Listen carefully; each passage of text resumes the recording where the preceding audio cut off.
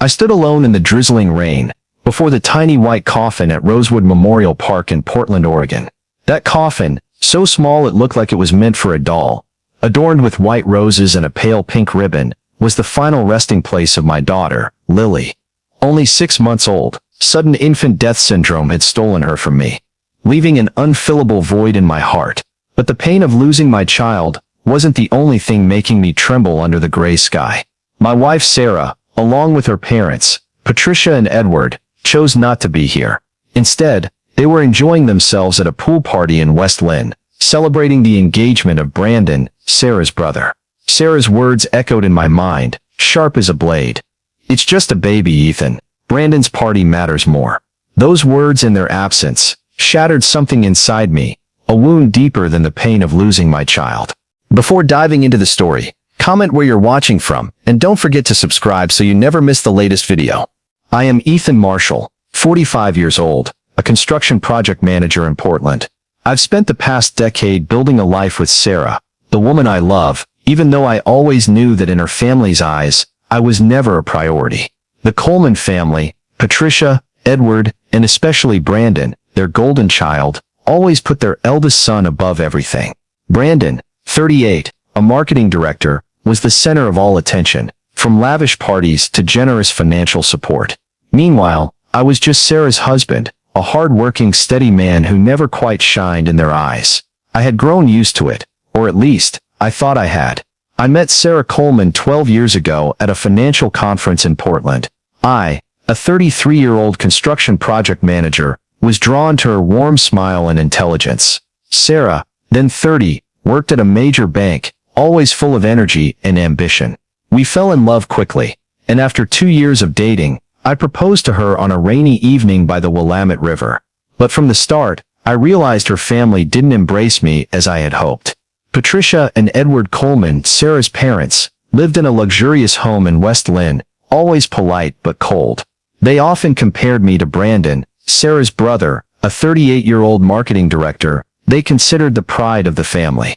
Brandon just landed a big contract with an advertising firm. Patricia would say, even when I had just shared news of completing a major construction project. "He's truly making the Coleman name shine." Brandon was the center of all attention. When he bought a high-end condo in downtown Portland, Patricia and Edward contributed to the down payment, even though Sarah and I were struggling with the mortgage on our modest home in Beaverton. When I gently asked Sarah about this unfairness, she shrugged. "Brandon has a more expensive lifestyle. We're more practical, Ethan." I swallowed the hurt, telling myself it didn't matter. But incidents like that kept repeating. Once, when I got a promotion, Sarah suggested a family dinner to celebrate. Patricia agreed, but it turned into a party for Brandon, who had just been nominated for an industry award. I sat quietly at the end of the table, listening to them praise Brandon, while my achievement was forgotten. Sarah didn't notice, or didn't want to notice.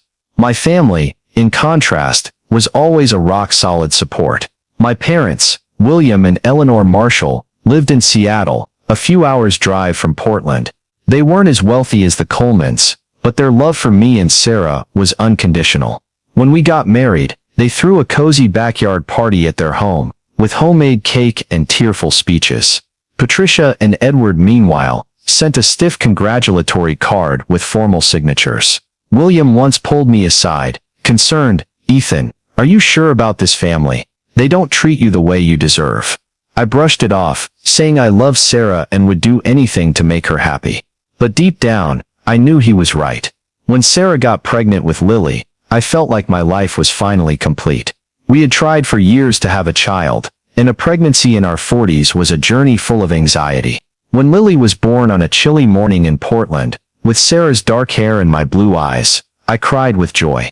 William and Eleanor came to the hospital right away, bringing gifts and warm hugs. They stayed for a week, helping us care for Lily, taking hundreds of photos, and creating an album labeled Lily's Little Family. Patricia and Edward, on the other hand, visited once, staying less than an hour. Patricia said she had a hair appointment, while Edward was busy calling Brandon about a work project. They held Lily awkwardly, as if afraid to ruin their expensive clothes, and quickly handed her back to me when she cried.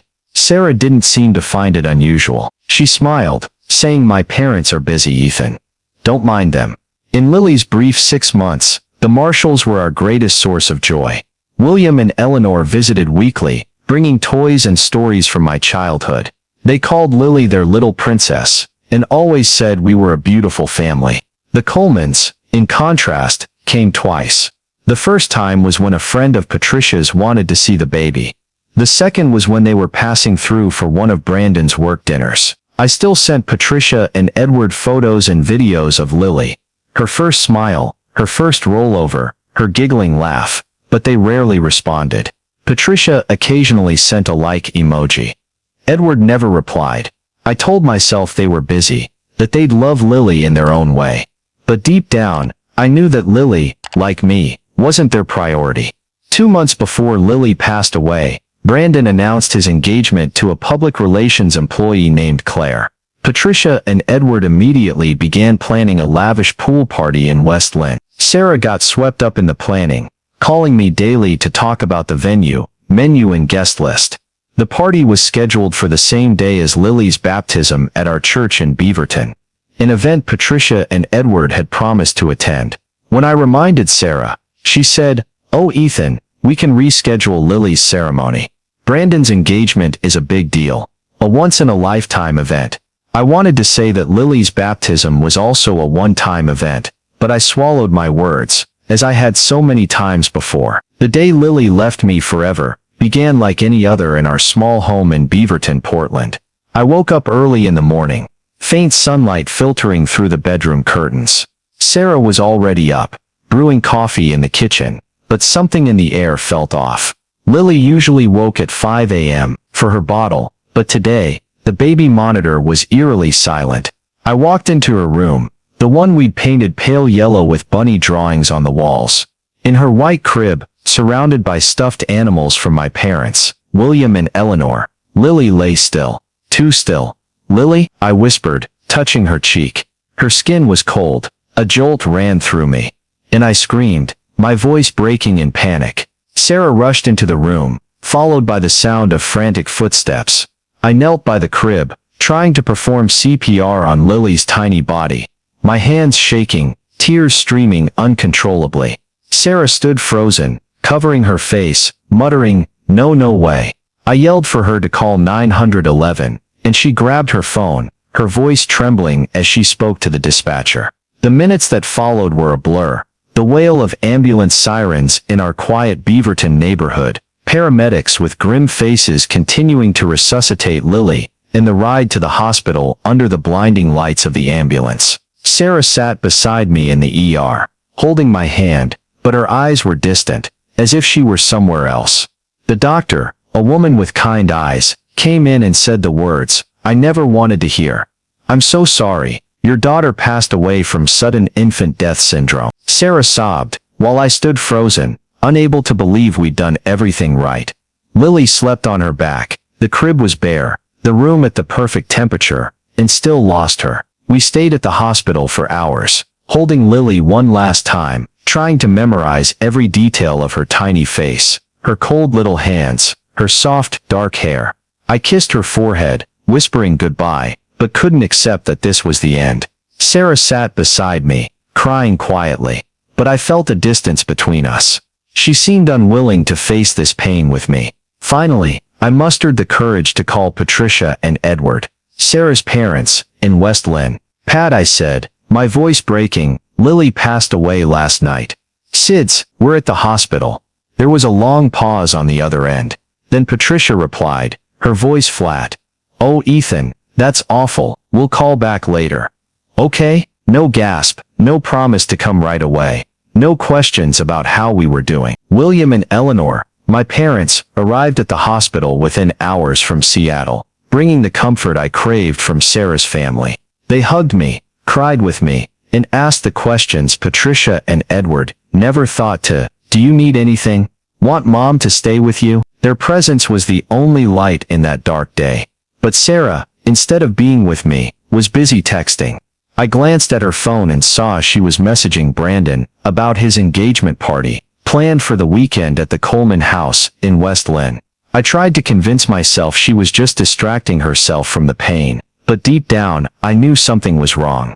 When Lily's funeral day came, what I couldn't bear was the moment I discovered the truth about Sarah's absence. The night before the funeral, I called her, my voice hoarse. "Sarah, tomorrow is Lily's funeral. Will you be there?" She hesitated, then said, "Ethan, you know Brandon's party has been planned for a while. My parents need me there. You'll be okay, right?" I was stunned, unable to believe she was prioritizing her brother's party over our daughter's funeral. "Sarah, this is Lily, our daughter," I said, trying to keep my voice steady. She sighed, as if I were making things difficult. "It's just a baby, Ethan. Brandon's party matters more. You understand, right?" I hung up, feeling like my heart was being crushed. The funeral took place in the children's section of Rosewood, called the Garden of Angels.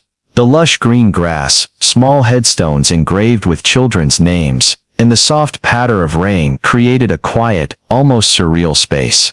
I wore a black suit, clutching a pink stuffed bunny that Lily loved. I wanted to place it in the coffin, but couldn't bear the thought of her lying forever in the cold ground.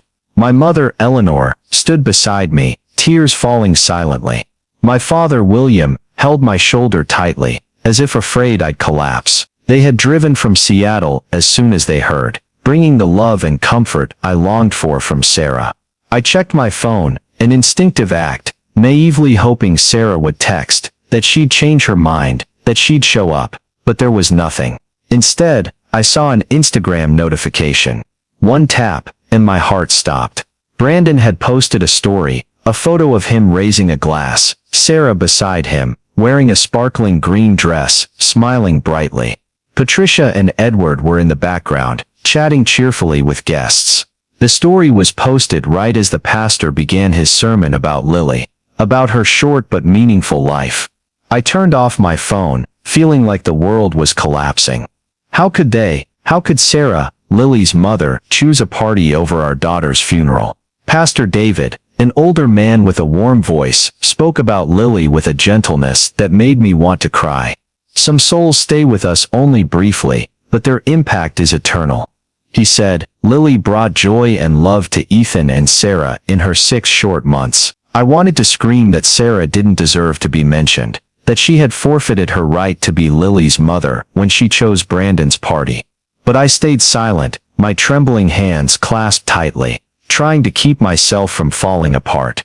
My family, William, Eleanor, and a few close friends like Chris Turner, my colleague, stood around me, forming a protective circle. A few co-workers from the construction company, even neighbors from Beaverton, showed up. The absence of the Coleman family was a glaring void, drawing curious glances and hushed whispers. Eleanor gently changed the subject whenever someone asked about Sarah, but I knew they noticed something was off. Linda Coleman, Edward's sister, was there, hugging me tightly and whispering, "I didn't know they did that. I'm so sorry, Ethan." Her presence was a small comfort, but not enough to soothe the ache in my heart. As Lily's coffin was lowered, I felt like a part of me was sinking with it. I threw the first handful of dirt, the sound of it hitting the wood echoing like a final knock of fate. Eleanor held me, her tears soaking into my jacket. I looked around, hoping one last time that Sarah would appear, but there was only rain and sympathetic faces. At that moment, I knew something in me had changed forever. The betrayal by Sarah, Patricia, and Edward wasn't just a bad choice. It was a clear statement of my and Lily's worth in their eyes. Insignificant. The days after Lily's funeral passed like a hazy nightmare in our Beaverton, Portland home. Sarah and I barely spoke, moving through the rooms like two ghosts. I couldn't eat, couldn't sleep. Every time I stepped into Lily's room, where her white crib still stood silently, I felt my heart being crushed. Sarah, in contrast, seemed to avoid anything related to Lily. She buried herself in work, her phone constantly buzzing with messages from Patricia and Brandon about the engagement party, as if our daughter's funeral was just a minor interruption. One evening, a few days after the funeral, I waited for Sarah in the living room, the soft yellow light casting a glow on the family photo on the shelf, me, Sarah, and Lily on a warm afternoon when she was still giggling. Sarah walked in, still in her work clothes, hair tied high, looking at me with exhaustion. What do you need, Ethan? She asked, her voice flat, as if she just wanted to get the conversation over with. I took a deep breath, trying to keep my voice steady. Sarah, why didn't you come to Lily's funeral? Why did you choose Brandon's party over our daughter? She paused, her eyes avoiding mine, then sat on the sofa, hands clasped tightly. Ethan, you know, Brandon's party was planned ages ago. My parents needed me there. It was a big event for the family. I stared at her, unable to believe what I'd heard. A big event for the family. I repeated, my voice louder than I intended. Lily's funeral, our daughter's funeral, wasn't a big event. You're her mother, Sarah. You should have been there, with me. With Lily. Sarah sighed, a familiar sound I'd heard whenever she wanted to brush something off. Ethan, you're blowing this out of proportion. Lily was just a baby. We're still young, we can have another child. Brandon's party was about celebrating his future. Don't you get it? Her words hit me like a punch to the chest. Just a baby, I whispered, feeling like my blood was boiling. Lily was our daughter, Sarah. Do you know how it felt to stand alone at Rosewood, watching her coffin being lowered, while you were sipping champagne with Brandon? Sarah frowned, her voice sharpening. Don't play the hero, Ethan. You're not the only one hurting. I lost Lily too, but I couldn't abandon my parents. They needed me at Brandon's party. You had your family. Your parents were there, right? I only have mine. I shook my head, unable to believe she was justifying this.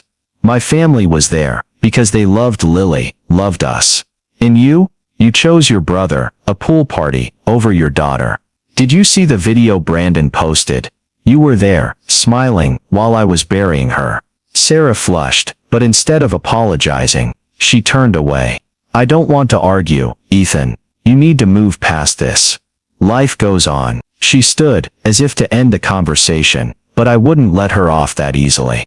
Sarah, look at me, I said, my voice firmer than ever. Do you realize what you've done? You didn't just abandon Lily, you abandoned me. Our family. If you don't see that as wrong, then we have a bigger problem than losing Lily. Sarah turned back, her eyes flashing with a hint of anger. Don't threaten me, Ethan. I did what was best for the family. You don't understand the pressure I'm under, from my parents. I stood, stepping closer to her, my voice low but resolute. Your family is me and Lily, Sarah. Not Brandon, not Patricia or Edward. If you don't see that, maybe we're not a family anymore. She fell silent, lips pressed tight, then left the room, leaving me with emptiness. I sat down, my mind reeling. The conversation didn't give me the answers I wanted, only clarifying the rift between us. Sarah wasn't just influenced by her parents, she actively chose their side, dismissing my and Lily's pain. I felt like this 45-year-old man, who had once endured for love, had reached his limit. I needed to do something, not just for myself, but for Lily's memory.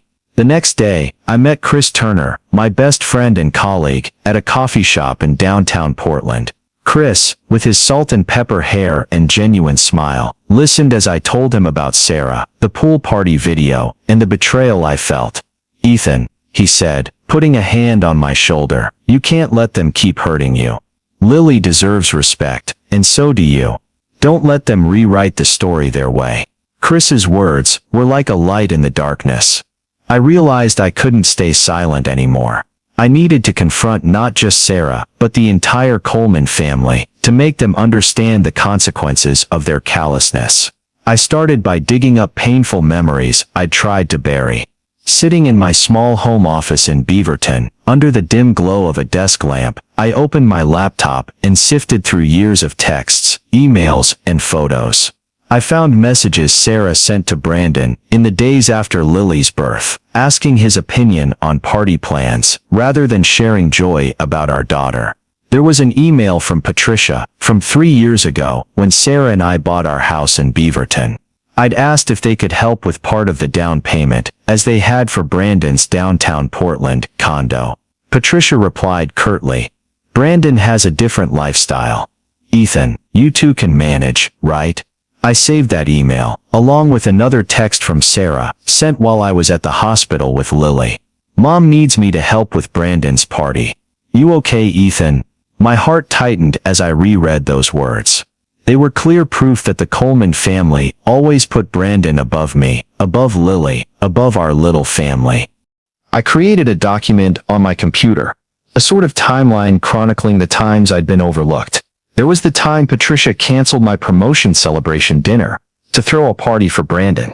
The time Edward interrupted me talking about a major construction project to brag about Brandon's industry award. And then most painfully, the text Sarah sent me the night before Lily's funeral. You'll be okay at the funeral, right? I have to be in West Linn with my parents. I printed the document, each page a stab but also a reminder that I couldn't let them keep rewriting the story their way.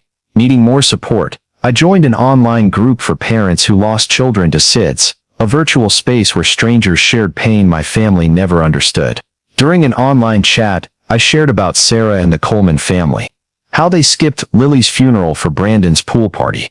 A woman named Rachel, who lost her son to a congenital heart defect, responded, "My family told me to get over it after a month. But you have to stand up for Lily. Ethan, don't let them dim her memory." Her words were like a small flame, urging me on. I decided to reach out to other Coleman relatives to better understand the story. Patricia and Edward had spun. I called Linda Coleman, Edward's sister, who had been at Lily's funeral. Linda lived in Salem, not far from Portland, and was always the kindest Coleman.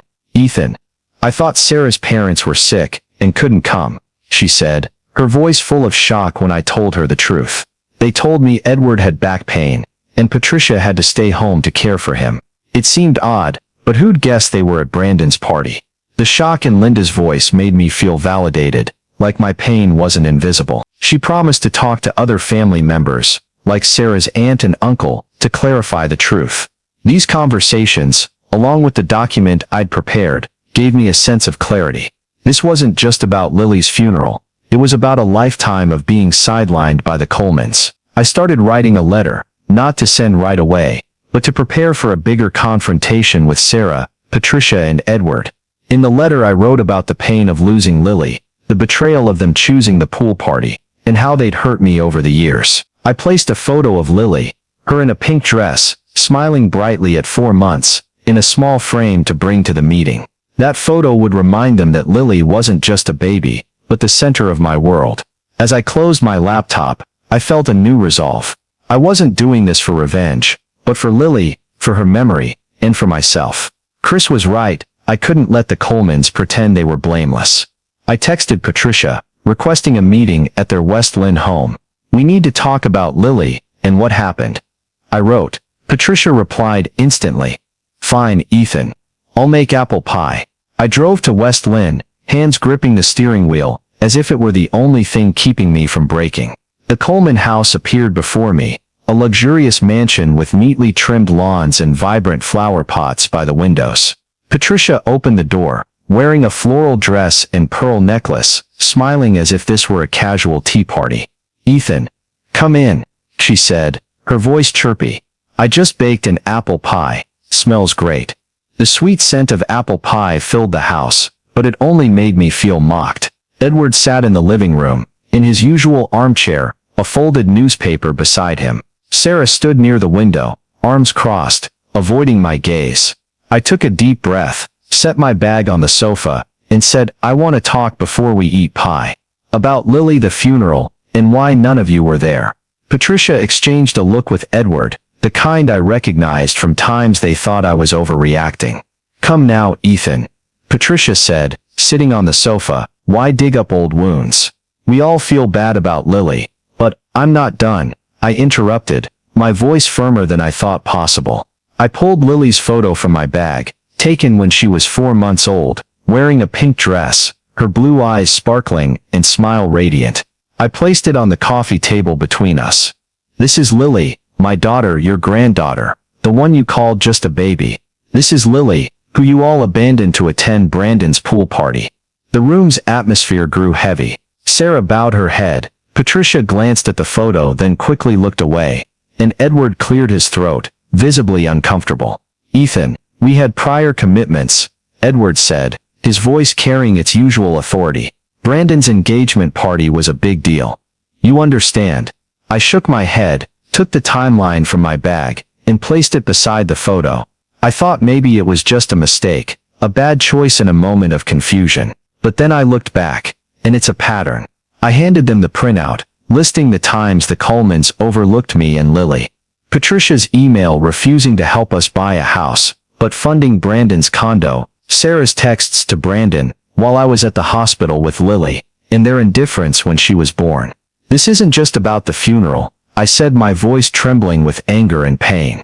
This is about how you've always put Brandon above me, above Lily, above our family. Patricia flipped through a few pages, her lips pursed tightly, while Edward looked at me as if I were a traitor. Ethan, you're blowing things out of proportion, Edward said, his voice lowering. We've done everything for Sarah and you. I gave a bitter laugh. Everything? You visited Lily exactly twice in 6 months. You lied to the family about being sick to skip the funeral, when you were actually drinking champagne in West Linn. I pulled out my phone, opened Brandon's saved Instagram stories, showing Sarah raising a glass, Patricia chatting cheerfully, and Edward laughing loudly with guests. Here, look, I said, handing them the phone. This is what you were doing while I buried my daughter. Do you have any idea how it felt to see these images? Sarah burst into tears, covering her face with her hands, but said nothing. Patricia looked at the screen, her face paling, then turned to Edward as if waiting for him to salvage the situation. We couldn't tell people we were at a party. Patricia whispered, her voice weak. They wouldn't understand. I nodded, my voice cold. They wouldn't understand, because it's unacceptable, it's selfish, it's cruel, and it's a clear statement that Lily didn't matter. Edward slammed his hand on the table, startling me. Enough, Ethan. You can't guilt us over one choice. Life goes on, you need to move past it. I took the letter from my bag, unfolded it, and began reading, my voice shaky but resolute. Dear Patricia, Edward and Sarah, I wrote this letter because I need you to understand what your choices have caused. When Lily died, my world collapsed, but you made that pain worse by abandoning me.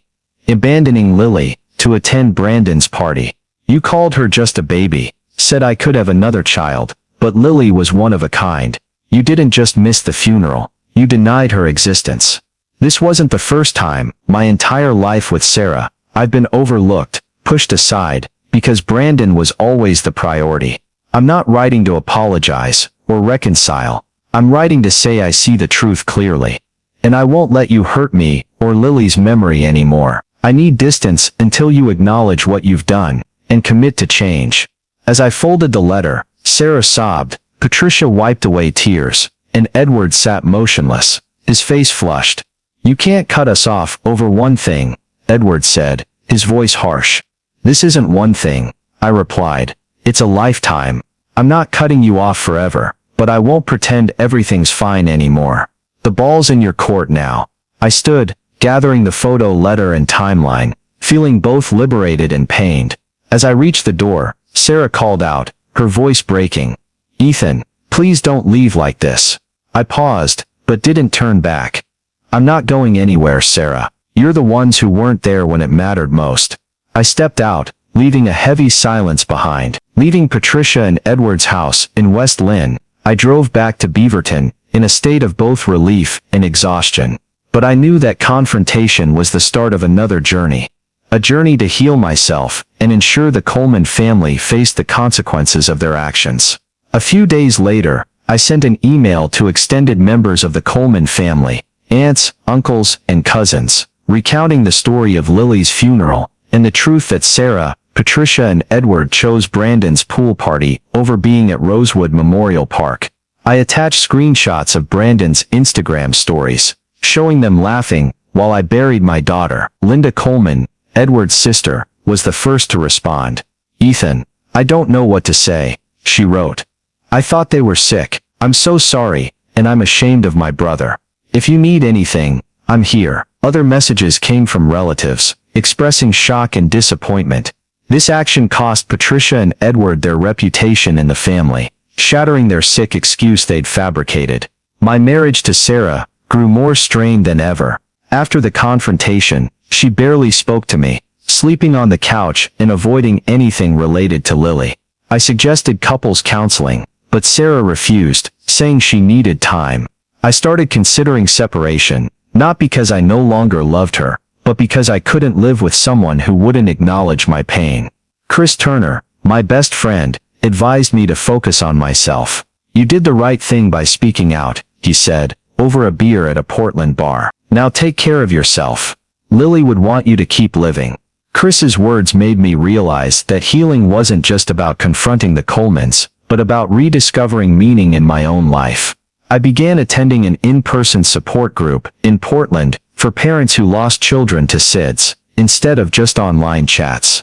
The weekly meetings at a Beaverton community center gave me a space to share without judgment. I talked about Lily, her smile, and how Sarah's family abandoned us. A father named Tom, who lost his daughter 2 years ago, gripped my shoulder after a meeting. "You're not alone, Ethan. Sometimes family isn't blood. It's the people who get your pain." His words brought relief, like I was slowly reclaiming a part of myself. I also started volunteering for an SIDS organization in Portland, helping organize fundraisers and sharing prevention information. I founded a small scholarship in Lily's name to support families struggling with medical costs for infants. My parents, William and Eleanor, were the first to contribute, and they visited Beaverton often to help me tend to Lily's memorial garden in our backyard. That garden, with its small angel statue and tulip beds, became the place I felt closest to my daughter. Each time I watered the plants, or added a decorative stone, it was like telling Lily she was still the center of my world. About a month later, the Colemans began reaching out, though in small steps. Patricia sent a package to the house containing a frame engraved with Lily's name, and a pair of angel wings. Attached was a note. "Ethan, I should have been there. I'll always regret this. I'm sorry." It wasn't a full apology, but it was the first time Patricia admitted fault. Edward sent a brief email, saying he understood you're hurting, and wanted to meet to talk. Sarah, on a rare evening we spoke, admitted she felt torn between me and her family. "I didn't realize how much I hurt you," she said, eyes red. "I want to make it right, but I don't know where to start." I looked at her, feeling a glimmer of hope but holding my boundary. "If you want to make it right, Sarah, start by acknowledging how important Lily was, and come to counseling with me." She nodded, but I knew the journey wouldn't be easy. A year after Lily left me, I stood in her memorial garden in our Beaverton, Portland backyard. Tulips and daffodils bloomed around the small angel statue, spring sunlight filtering through the trees, creating a peaceful yet emotional space. William and Eleanor came from Seattle, bringing a bouquet of white roses, like those placed on Lily's coffin at Rosewood Memorial Park. They hugged me tightly, their eyes full of pride, but tinged with sadness. But Sarah, Patricia and Edward's appearance surprised me. They stood awkwardly at the garden's edge. Patricia holding a bouquet of carnations, Edward with his head bowed, and Sarah, looking at me with anxious eyes. I nodded in greeting, but didn't invite them closer. The memorial was simple but meaningful. We released biodegradable balloons into the sky, each carrying a handwritten message for Lily. I wrote, "I'll always love you, little princess." Watching the balloons drift away, I felt a sense of relief, like letting go of some pain while keeping Lily in my heart. As the memorial ended, I stood alone in the garden, gazing at Lily's angel statue. I was no longer the man who endured to keep the peace. Lily taught me that pain can lead to strength, that truth can liberate, and that love can endure through loss. Honoring the truth isn't selfish. Sometimes, it's the most important thing you can do for yourself and those you love. Ethan Marshall's story, in My Wife and Her Parents Skipped Our Baby's Funeral for Her Brother's Pool Party. I made sure they paid for it, reflects deep issues of family, betrayal, and healing, highly relevant to today's U.S. culture, where social pressures, social media, and family expectations often clash with personal values. In the story, Ethan faces the Colemans' long-standing favoritism, culminating in Sarah, Patricia and Edward skipping Lily's funeral for Brandon's lavish pool party in West Linn, a symbol of America's image-driven, event-obsessed culture. Ethan's actions, publicly exposing the truth via email, joining a Portland SID support group, and creating a scholarship in Lily's name, mirror modern U.S. trends, where people seek supportive communities and turn personal loss into positive impact. The lesson is that in today's America, dominated by social media, like Brandon's Instagram stories and family pressures, setting boundaries is essential to protect personal values. Ethan learned that confronting the truth, as when he read his letter to the Colemans, not only freed him, but forced others to take responsibility. As Patricia and Edward slowly acknowledged their mistakes, modern Americans can apply this by seeking therapy, like Ethan and Sarah, finding supportive communities, SIDS groups, and turning pain into purpose, like Lily's scholarship. Be brave in speaking the truth, even if it strains relationships, because healing begins with respecting yourself and those you love, like Lily and Ethan's heart. Thank you for listening to my and Lily's story.